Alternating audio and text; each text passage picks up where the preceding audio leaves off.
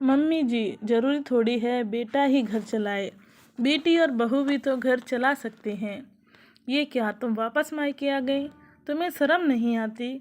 जब देखो मुंह उठाकर चली आती हो। ससुराल में मन नहीं लगता क्या? सुरेखा भाभी ने ताना मारा तो नीरजा अंदर तक हिल गई, पर वो भाभी का ये कड़वा ताना भी सह गई। अभी 2 साल पहले ही नीरजा की शादी सुकेश से हुई थी। सुकेश ज़्यादा पढ़ा लिखा नहीं था, छोटी सी दुकान चलाता था और नीरजा के सपने बहुत ऊंचे थे।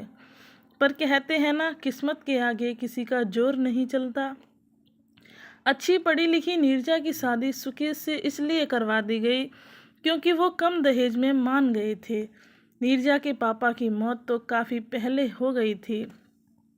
मम्मी भी अपने बेटों पर निर्भर ही थी और जवान ननद भाभी के कलेजे में वैसे भी चुभती ही है।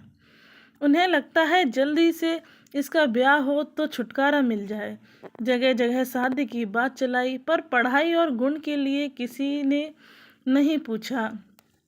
सब ये ही पूछ रहे थे, इकलौती बहन है, कितना शादी में लगा दोगे? नीरजा शादी नहीं करना चाहती थी। उसका मानना था कि पहले अपने पैरों पर खड़ी हो जाए, फिर शादी कर लेगी। पर सुरेखा भाभी ने एक लगा दी। अब ये लो महारानी पहले नौकरी करेंगी, फिर 2-3 साल बाद शादी करेगी। अब बूढ़ी होकर शादी करनी है क्या? समाज वाले हमारा जीना हराम कर देंगे, पर इसी तो हमारी परवाह ही नहीं। अब देखो ना, शादी की उम्र में शादी नहीं करेंगी तो घर बैठकर भी क्या करेगी? अब नौकरी कोई ऐसे तो धरी नहीं है जो चुटकी बजाते ही मिल जाए। ज़्यादा उम्र हो जाएगी तो लड़के नहीं मिलेंगे। मैं तो कह देती हूँ 2-3 महीने में शादी निपटा दो, ताकि हमारे सिर से बोझ उतरे। आगे हमारी भी जिंदगी है, कब तक कुंवारी ननद का बोझ सिर पर लेकर घूमेंगे? सुरेखा भाभी ने अपना फैसला सुना दिया। उनके आगे किसी की भी नहीं चलती थी। भाई रमेश ने हामी में गर्दन हिला दी और नीरजा की मम्मी सुनीता जी की बोलती बंद हो गई। इसी साल नीरजा ने बीएड पूरा किया था।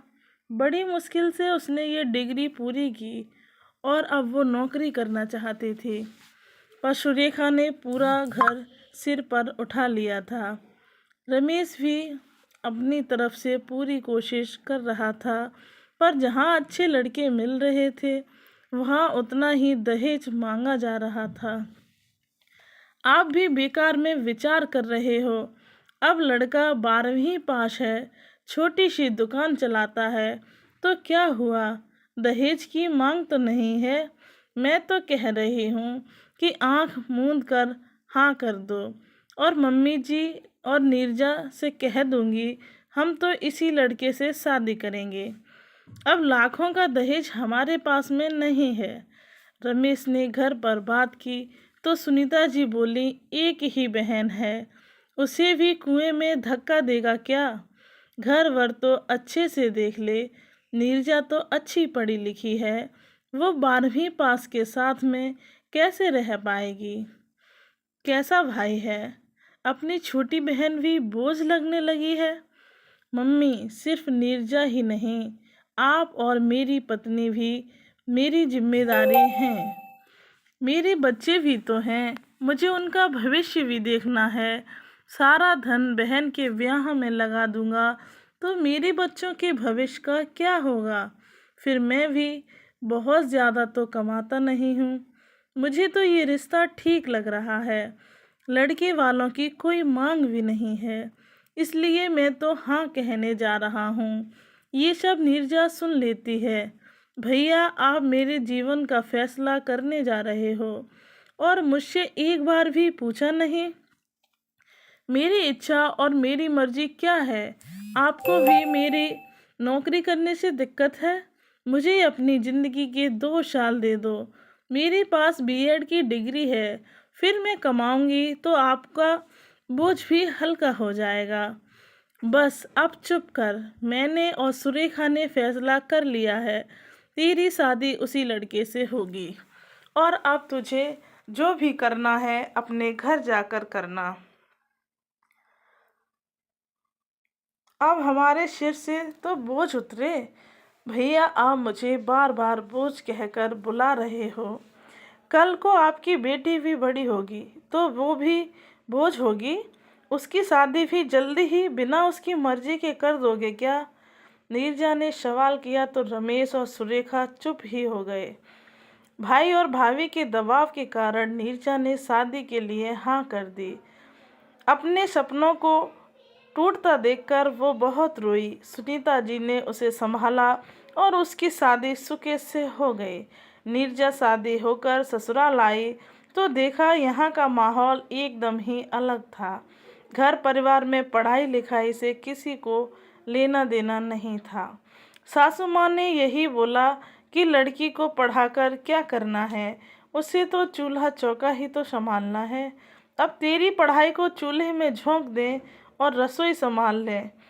हमें तो पढ़ी लिखी बहू नहीं चाहिए। ये तो हमारे बेटे को पसंद आ गई तो इसलिए हामी भर ली, वरना लड़कियां की कोई कमी नहीं थी। ये सुनकर नीरजा मन मसोह कर रह गई। उसे लग रहा था कि उसके भैया भाभी ने उसकी पढ़ाई की कीमत नहीं समझी तो क्या हुआ, उसके ससुराल वाले जरूर समझेंगे। कम दहेज लिया था तो वो तो यही अंदाज़ा लगा रही थी कि वो लोग खुले विचारों के होंगे और किसी वजह से वो सुकेश की पढ़ाई पूरी नहीं कर पाए होंगे। ससुराल में आर्थिक स्थिति ज़्यादा अच्छी नहीं थी। उसके ससुर जी लकवाग्रस्त थे और बिस्तर पर ही रहते थे और सास घर देखती थी। दो छोटी ननदें थीं जो स्कूल में पढ़ रही थीं। सुकेश ही एकमात्र कमाने वाला था और घर उसी से चल रहा था। नीरजा ने तसल्ली से घर की हालत का मुआयना किया। अपनी सास सुमित्रा जी को समझा। वह बोलने में तेज थीं पर जब कोई प्यार से समझाए तो समझ जाती थी। सुकेश भी कम बोलते थे। उसे बस सुबह से लेकर रात तक दुकान संभालनी होती थी। घूमने फिरने का भी समय नहीं मिल पाता था। वो अपनी पत्नी नीरजा की बहुत इज्जत करता था और उसे प्यार से रखता था। शुरुआत में नीरजा ने सबको समझा और फिर उसने एक दिन जब सास अकेली बैठी थी तो बात की, मम्मी जी अभी तो दोनों बेटियां छोटी हैं, अब ये दोनों स्कूल से कॉलेज जाएंगी, कल को इनकी शादी भी करनी होगी तो इतने पैसे कहाँ से आएंगे? सुकेश की कमाई से तो बस घर ही चल पाता है। भविष्य के लिए कोई सेविंग तो है ही नहीं। अगर घर चलाने वाले दो जने हों तो घर आराम से चलेगा। भविष्य के लिए पैसे भी जमा हो जाएंगे। हाँ बहू, तू कह तो ठीक रही है। अब देखो ना, सुकेश के पिताजी तो बिस्तर पकड़े हुए हैं। दोनों बेटियां भी अभी छोटी हैं। अब कोई दूसरा बेटा भी नहीं है जो सहारा बन जाता। वो कमाता तो घर चलाने में और भी आसानी होती। सुमित्रा जी ने कहा, मम्मी जी ज़रूरी थोड़ी है बेटा ही घर चलाए, बेटी और बहू भी तो घर चला सकती हैं। अब देखो ना, मैंने भी बीएड की हुई है, अभी मुझे भी अच्छे स्कूल में अच्छी नौकरी मिल सकती है और मेरी पगार भी अच्छी खासी होगी। सुबह 7 बजे जाओ और दोपहर तक घर वापस आ जाओ। अब अच्छा वेतन आएगा तो घर को ही सहारा मिलेगा। दोनों नंदों का जीवन संवर जाएगा। अब ये भी अकेले कितना और क्या कर लेंगे? नीरजा ने इतनी आसानी से और शांतिपूर्वक समझाया तो उनके दिमाग में ये बात तो बैठ ही गई। उस वक्त उसकी सास कुछ नहीं बोली और ना ही गुस्सा हुई। अगले दिन जब दोनों बेटियां स्कूल जा रही थीं तो उन्होंने देखा कि एक के जूते घिस गए हैं। तूने बताया नहीं तेरे जूते घिस गए हैं? भैया नई दिला देता। मैंने भैया को बताया था पर वो बोले अभी इसी से काम चला ले, अगले महीने दिला देंगे। भैया हमेशा ऐसे ही करते हैं। हर ज़रूरत को अगले महीने पर टाल देते हैं। और वो भी रुआसी होकर स्कूल चली गई। ये सुनकर सुमित्रा जी गंभीर हो गई और नीरजा के प्रस्ताव पर सोचने लगी। अगर नीरजा खुद नौकरी करना चाहती है तो बुराई क्या है, वो घर पहले की तरह संभाल ही लेंगी। अभी तो उनका बुढ़ापा और दोनों बेटियों का भविष्य भी है। उन्होंने सबको बुलाया और कहा कि वो चाहती हैं कि बहू नौकरी करे, मैं घर संभाल लूँगी, सुकेश और नीरजा बाहर का संभाल लेंगे, तो जीवन की गाड़ी सही चलने लगेगी। ये सुनकर नीरजा बहुत खुश हुई और अपने मायके अपनी डिग्री लेने चली गई। सुरेखा ने उसे देखते ही ताना मारा और मुंह बनाया, पर नीरजा ने इसकी परवाह नहीं की और अपनी मम्मी सुनीता जी को बताया कि उसकी सास उसकी नौकरी करने के लिए राजी हो गई है। वह अपनी मार्कशीट, सर्टिफिकेट और डिग्री लेने आई है। ये सुनते ही सुरेखा चौंक गई। वो तो कभी नहीं चाहती थी कि उसकी ननद नौकरी करे और अच्छी ज़िंदगी जिए। आखिर उसके ससुराल वाले राजी कैसे हो गए? बहुत कोशिश करने पर भी नीरजा ने ये न बताया कि आखिर उसकी सास उसकी नौकरी करने के लिए कैसे राजी हो गई। नीरजा एक समझदार बहू थी।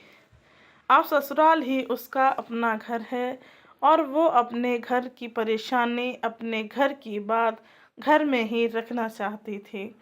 नीरजा ने शांतिपूर्ण ढंग से अपना सामान लिया और अपने ससुराल चल दी। पर जाने से पहले वो अपनी भाभी सुरेखा को कह कर गई, भाभी, आपने तो बहुत कोशिश की थी मेरी ज़िंदगी नरक बनाने की, पर मैंने भी ठान लिया था कि मैं अपनी ज़िंदगी संवार ही लूँगी। इतनी मेहनत से दिन रात जाग कर जो मैंने पढ़ाई की है उसे इस तरह तो बर्बाद नहीं होने दूँगी। मैं अपने पैरों पर एक दिन ज़रूर खड़ी होकर दिखाऊँगी। इसलिए मैंने कोशिश की और मैं जीत गई। अब कुछ ही दिनों में मेरी नौकरी लग जाएगी, फिर मैं अच्छा कमाने भी लगूंगी। अच्छा, वैसे आपको कितनी पगार मिलेगी? सुरेखा ने मन लेते हुए कहा। भाभी, अब कितनी भी पगार मिले वो आपके लिए नहीं होगी। मेरी सारी कमाई मेरे अपने घर ससुराल वालों के लिए ही होगी। आपको तो 1 रुपया भी नहीं मिलेगा। ये कहकर नीरजा ससुराल चली गई। कुछ दिनों की मेहनत और इंटरव्यू के बाद उसे एक अच्छे स्कूल में टीचर की नौकरी मिल गई। अब नीरजा अच्छा खासा कमाने लगी। घर की आर्थिक स्थिति भी सुधरने लगी। घर वालों की ज़रूरतें भी पूरी होने लगी। समय के साथ नीरजा के एक बेटा हो गया और उसका प्रमोशन भी हो गया। अब वो सीनियर टीचर बन गई, उसकी पगार भी बढ़ गई। एक दिन सुबह घर में कोहराम मच गया। नीरजा के ससुर जी अचानक चल बसे। पिछले 4 सालों से वो बिस्तर पर ही थे। नीरजा ने बड़ी मुश्किल से अपनी सास सुमित्रा जी को संभाला और ढाढ़स बंधवाया। नीरजा ब सीनियर टीचर से स्कूल की प्रिंसिपल बन गई थी। कुछ सालों बाद दोनों नंदें बड़ी हो गई। उन्होंने कॉलेज की पढ़ाई पूरी कर तो अब सुमित्रा जी को उनकी शादी की चिंता सताने लगी। वो जल्दी से दोनों की शादी करना चाहती थी। एक दिन अचानक मायके से फ़ोन आया कि नीरजा के बड़े भाई रमेश की अचानक मृत्यु हो गई। उसे अपने मायके जाना पड़ा। 13वीं तक वो वहीं पर रुक गई। उसकी भतीजी की पढ़ाई पूरी नहीं हुई थी। सुरेखा अपनी बेटी की पढ़ाई को लेकर चिंतित थी और घर में कमाने वाला चला गया था। भाभी, आप बिटिया की पढ़ाई की जिम्मेदारी मैं उठाऊंगी और वो इंजीनियर बनना चाहती है तो उसे अच्छे से अच्छे संस्थान में पढ़ाऊंगी। ये सुनते ही सुरेखा शर्म से ज़मीन में गड़ गई। नीरजा, मुझे माफ़ कर दो, मैंने तुझे बोझ समझा, शादी ज़बरदस्ती करवा दी और तुम मेरी बेटी के लिए इतना सोच रही हो। भाभी जो हुआ उसे भूल जाओ, अब हमें अपनी बेटी का जीवन संवारना है। नीरजा ने भाई की बेटी की भी जिम्मेदारी उठा ली। वो ससुराल आ गई। यहाँ सुमित्रा जी की बेटी के लिए लड़का तलाशने में लगी हुई थी, लेकिन नीरजा इसके लिए तैयार नहीं थी। उसका मानना था पहले दोनों अपने पैरों पर खड़ी हो जाएं, फिर जाकर शादी के बारे में सोचेंगे। उसने सुमित्रा जी को समझाया, मम्मी जी, अभी मेरी नंदें मेरे लिए बोझ नहीं हैं जो मैं इन्हें शादी करके उतार दूं। मेरी नंदों को मैंने बिटियों की तरह पाला है, इसलिए ये मेरी जिम्मेदारी है कि जब तक ये दोनों अपने पाँव पर खड़ी नहीं हो जाती, तब तक मैं इनकी जिम्मेदारी उठाने को तैयार हूँ। अपने पैरों पर खड़ी होगी तो ये दोनों एक बेहतर ज़िंदगी जी पाएंगी। लेकिन नीरजा बेटियों को इनके घर भेज देते हैं, बाद में ये अपने हिसाब से ससुराल में पढ़ लेंगी। सुमित्रा जी बोली, नहीं मम्मी जी, आप माँ होकर ऐसे कैसे कह सकती हैं। बेटियों को हम दूसरे घर पूरी तरह तैयार करके भेजेंगे ताकि इन पर कभी कोई मुसीबत आए तो ये पूरी तरह से उसका सामना कर सकें। मेरी दोनों नंदें मेरी बेटियां जैसी हैं। जो मेरे साथ हुआ वो मैं इनके साथ नहीं होने दूंगी। मेरे पास भी डिग्री थी तो मैं नौकरी करके घर चलाने में सहयोग दे पाई। हाँ बहू, मैं तो भूल ही गई थी। अब जैसा तू और सुकेश चाहेगा वैसा ही होगा। जब तुमने नंदों को बेटियां मान लिया है तो तुम इनका भला ही सोचोगी। नीरजा ने अपने साथ साथ भाई की बेटी और अपनी नंदों का भी जीवन संवार दिया। दोस्तों, परिवार में एक स्त्री पड़ती है, पैरों पर खड़ी होती है तो पूरे परिवार के बारे में सोचती है। आत्मनिर्भर आजकल की स्त्री की सच्ची पहचान है। बेटियों को पढ़ाओ और आगे बढ़ने दो। बेटा ही नहीं, बहू भी घर चला सकती है। कहानी अच्छी लगी तो लाइक करें।